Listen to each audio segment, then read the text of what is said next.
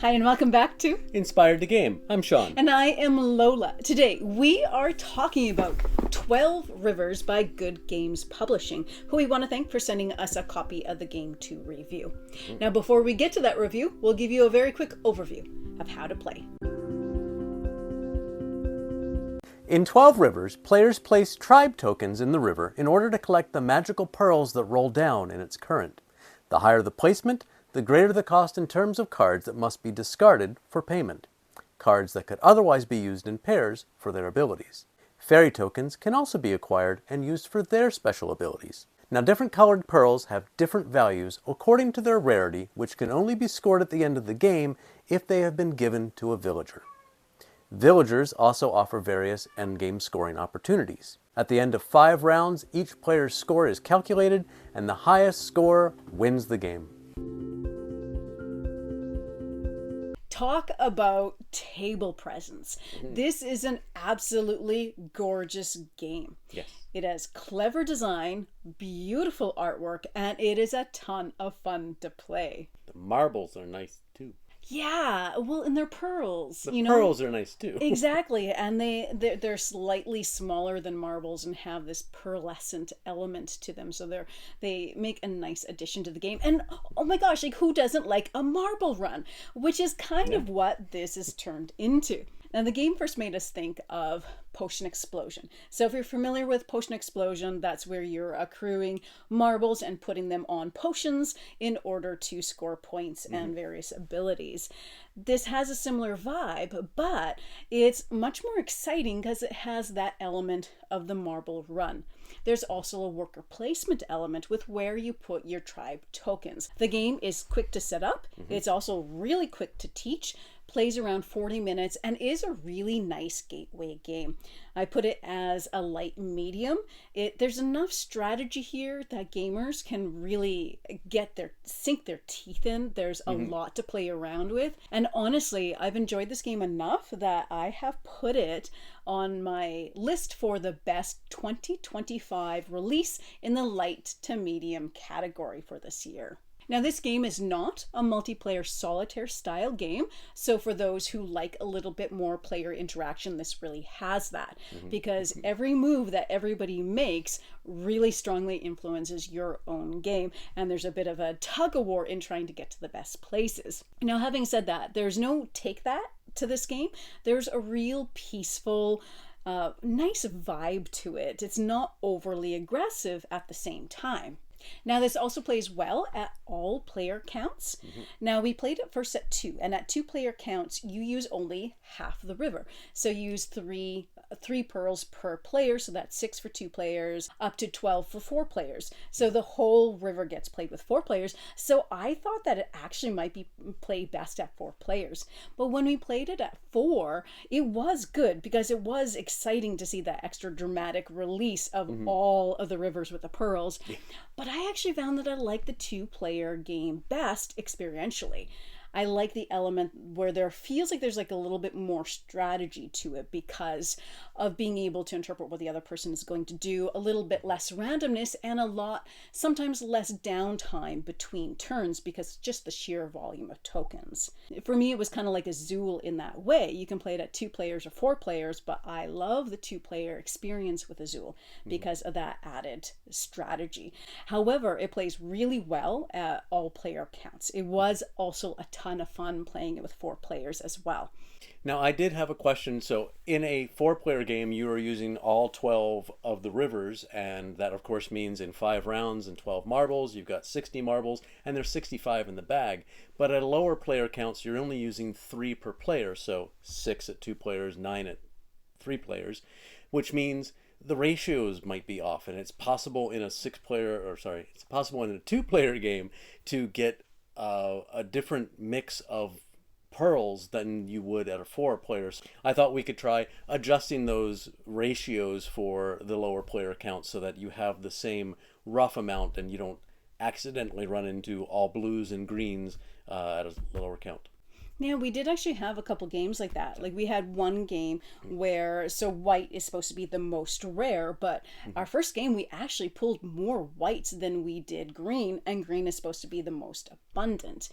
And we had a game which was kind of the opposite, in which only one white got pulled in the entire round, I believe. So that made it hard to fill some of our villagers. So the idea of, and Sean figured out the ratios to use, and we can leave that actually down in the description if you're interested, to create the ideal bag for 2-player versus a 3-player game versus the 4, for if people want to make those adjustments. Now, at the same time, you might just want to leave it as is, and then it's a complete, at a lower player count, you're completely unpredictable about what's coming out of that bag.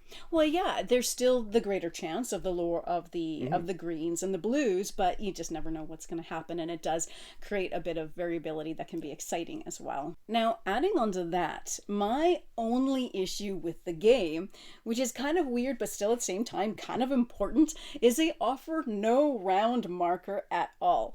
Which is really strange because it can be really easy to lose track of what round you're in, and the game goes really fast. It plays fast, and it always feels too short because it's so much fun. But you need a way to keep track of those rounds. Now, our hack for this was using the little circle punch outs from, what was it from? One of the alpacas. From the alpacas, and we place it on the board. There's a picture that shows the values of each of the pearls, and there's 5 of them. So we put it on one of them and kind of advance it for the rounds so that we have a visual representation that's easy to see what round we're in and how much time we have.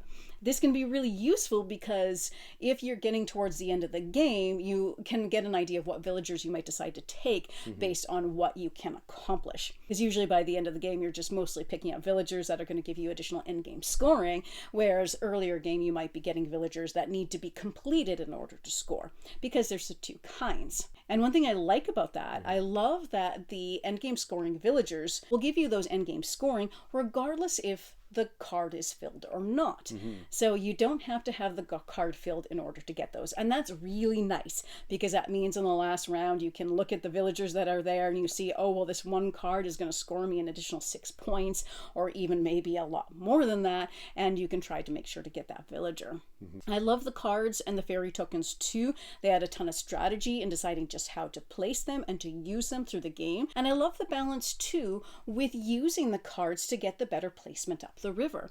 So there's an interesting balance there, because in order to get the choice pearls that you want that other people might be wanting too, you have to pay more in order to get them. Or you have to strategically use the powers on your cards to put it at a lower cost earlier, and then later play it and use your cards to move it up to a different position where it doesn't cost you anything, or at least less.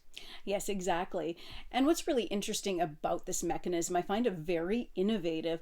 The mechanism of how where you put your tokens is reversed for the next round as far as player order goes, if that made any sense. So basically how this works is starting from the top left.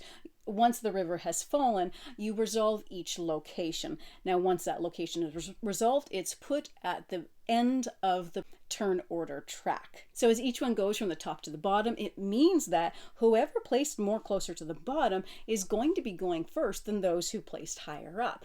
So there's an interesting balance there. You got the choicer locations, but next round you might be further along in getting to make the first choices. Now, an interesting thing though here is that if you place your token in the village, those are going to be the last ones resolved, because that's resolved after the river. So those tokens will be placed even after that, or even before that, so to speak. So if you got a villager, you're going to be among the first to go first in the next round. And it also means that as the game progresses, you could end up with a round where you have 2 or even all 3 of your turns consecutively. Now, my final thoughts here. This is a game we cannot stop playing. It is pleasurable. It is fun. It is innovative. I love that marble rolling river aspect. It is a ton of fun, and there's a lot of strategy to play around with here. I really love it's colorful. I love the art. I love that it is really simple to teach somebody. I think when we played our 4-player game, it took like 10 minutes maybe to run through the whole game, and then it also plays very quickly, so it's a really great game all around for speed. I just want to mention, in case anybody is watching and has not subscribed and finds even a little bit of value in what we produce, we are just a few subscribers away from reaching our first 2,000. And if you would love to subscribe and help us out, that would be a wonderful Christmas present or something. Thank you so much for watching today. Don't forget to stick around for the bloopers, and as always, Happy gaming, folks. We're good. It's you see that it's rolling, numbers advancing. Just making sure. Smarty pants. And smarty pants. Bum, bum, bum, bum. Doodle-doo, doodle-doo, doodle-doo. Now my final thoughts here. That's as far as it got.